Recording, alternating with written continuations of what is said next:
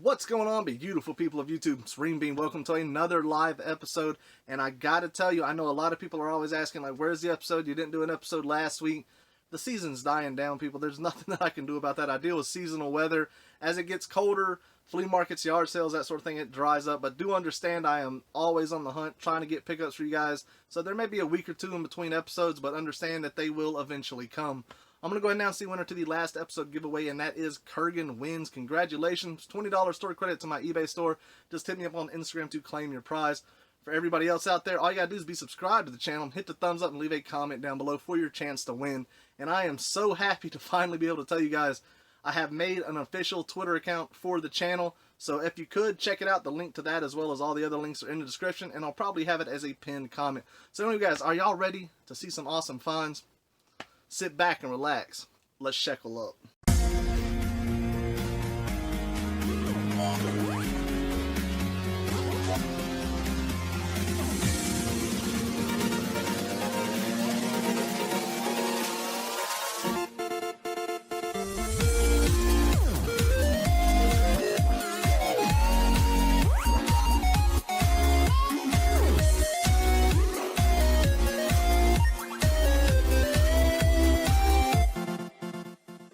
Alrighty, everybody, welcome back to another episode, and as usual, let me know in the comments down below what you guys have found out there here lately. I love hearing about the finds that you guys get.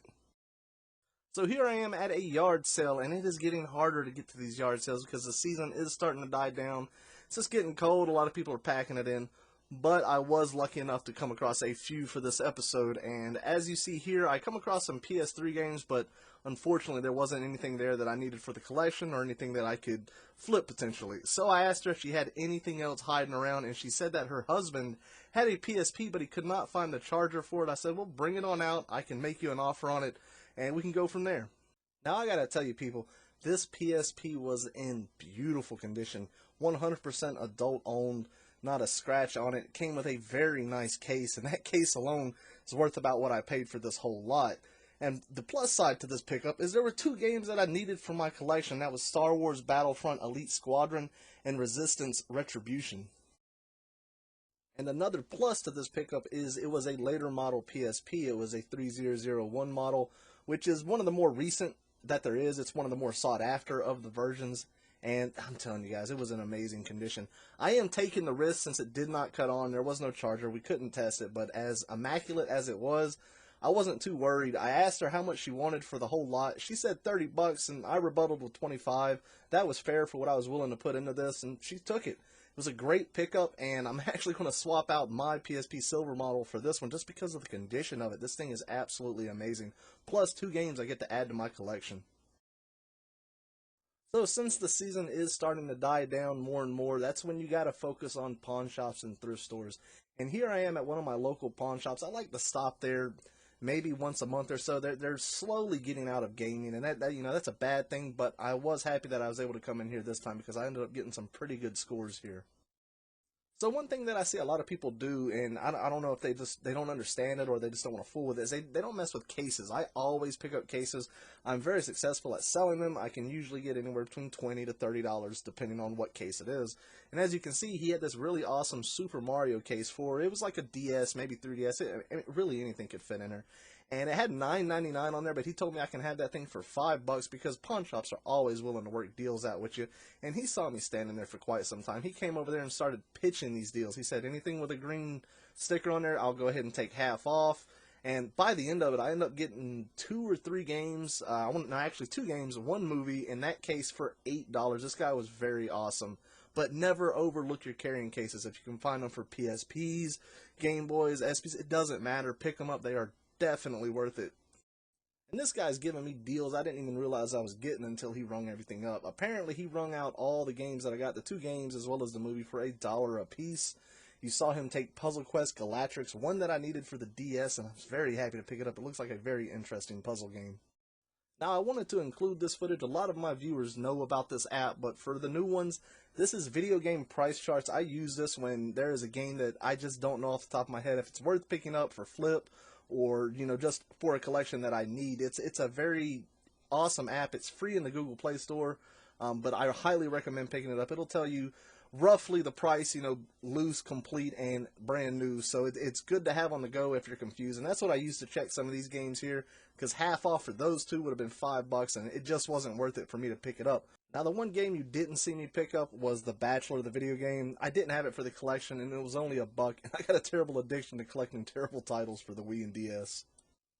Now, in the other room at the pawn shop, they had a whole wall of DVDs, and I know a lot of people always ask me to hunt for them, which I do occasionally, but my phone was about to die, and I didn't really feel like going through them. But I do come across Teenage Mutant Ninja Turtles, the cartoon series from the 1980s, and of course I'm going to pick this up for $1. Anytime I come across video game DVDs or just TV shows that I grew up with, cartoons, I always pick them up for my collection. So here at this yard sale, this was an interesting one right here. This lady listed that she had Marvel comic books. That was the only thing that, that was really related to what I was looking for. And as I got there, to my surprise, there was some video games. Well, it's not really a surprise. I mean, that's kind of what you would picture someone who had Marvel comic books. They most likely had, video games to go with it. So it was a plus for that. I was able to get some pretty good games here. I asked her the price of what she wanted for each of them, and she said $1, and there were some good titles here, one of which, an uncommon PlayStation 2 game. It's not an expensive one, but one that I needed for the collection, and for $1, of course I'm going to pick it up. And there was a few other games in here that I was able to pick up for flipping purposes, but the comic books, that was the real pickup right there. Now, it's getting harder for me to do this, and that's, to find anything that I, truly need for my collection. And when I come across games that are $1, it's so hard to resist just not picking up, all the commons, to put with bundles for systems. But I got to get out of that habit, and I don't recommend it. But this game right here, A Dog's Life for the PlayStation 2, I think it's just like a dog simulator. I don't know how to explain it. Looks crazy. One that I needed for the collection. I mean, it's not, a cheap game. Might sell somewhere between $10 and $15, but it was just a wild game to pick up. I've never seen that before. And that's one thing that I appreciate about the PlayStation's library, is they got some obscure stuff. Another game here that I picked up that I know I did not have was Pac-Man World for the PlayStation 1. It was in pretty decent condition, and it being greatest hits doesn't bother me. I know there's collectors out there that refuse to have greatest hits, and hell, there's even collectors that only collect greatest hits for certain series. Some of these games I probably should have picked up. They are good games to have bundled with a system, but I got to get out of that habit, and because I will have a huge stack of just common titles that will just sit there until I make a huge bundled listing, or I just throw a handful of them in with the system that I'm selling. But here you do see me pick up some awesome loose disc games. I get the Mega Man X collection for the PlayStation 2. And I was going to get this Crash of the Titans, but you can't really see it that well here, but the scratches were pretty deep, and it probably wouldn't have been worth picking up because it most likely wouldn't have played even after a good resurfacing. So I left it behind. But to pick up A Dog's Life and as well as the Mega Man X collection for $1 a piece and Pac-Man World, that's a great deal right there. Now, in the beginning, you heard me say that this listing had stated that they had comic books. So I asked her, I said, didn't you mention in your ad that you had some comic books that you were going to sell? And she said, oh yeah, she forgot to bring them out.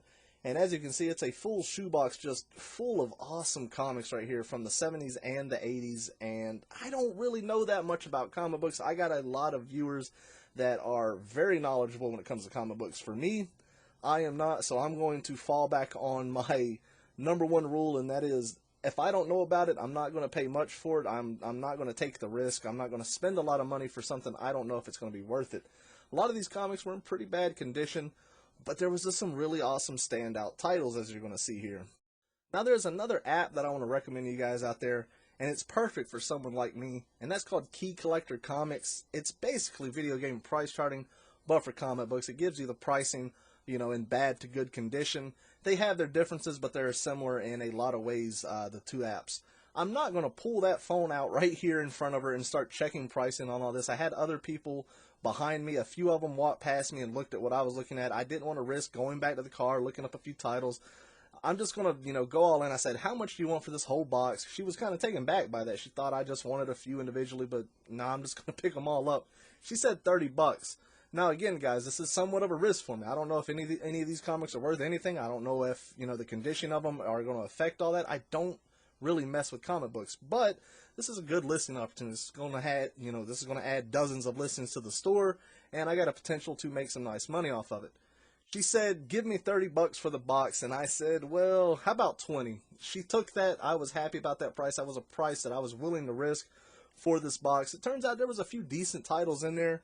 There was a handful of sets that, that they will lot up nicely, but never risk it, guys. If you don't know about something, don't waste your money. I never like to risk my money. If I am uncertain if something is worth picking up, I either won't pick it up or I will be extremely cheap about it. And that was the case in this situation right here. And again, guys, I can't stress this enough. Do not be rude at a yard sale, at a garage sale, whatever it is, by pulling out your phone and checking pricing. To me, that's the rudest thing. I see people do that all the time at yard sales, and I can see the way that the vendors are looking at them, that the people running are looking at them. I try to be safe. If I don't know about it, I won't pick it up. I'll head back to the car if I can and check pricing there. I'm not going to pull the phone out in front of them. But if you're at a Goodwill or a pawn shop, by all means, pull out your phone and make sure that what you are about to buy is worth the money you're putting into it, if not a whole lot more. Alright guys, are you ready to get into a heated debate in the comment section? A lot of people are either going to hate this or they're going to love it. For me, I can explain exactly the way I do it. So I was hinted at by a subscriber through Instagram. They said, hey man, did you hear about the Target's Midnight Blue PlayStation 4 controllers?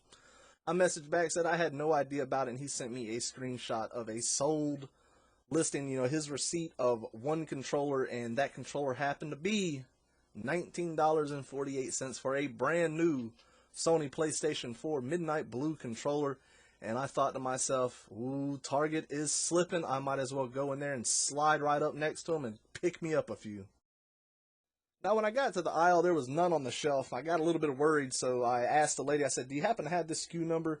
She said, well, if I do, how many do you want? And I said, well, if you have 10 or more, let me get 3 of them. The reason for that is I don't need to take all these. I could have easily bought their whole entire inventory and flipped them for what they're going for, their actual going rate. This is just a glitch in Target's system until they get it fixed. But I just want a free controller out of it. I may make $10, $10-20 on top of that.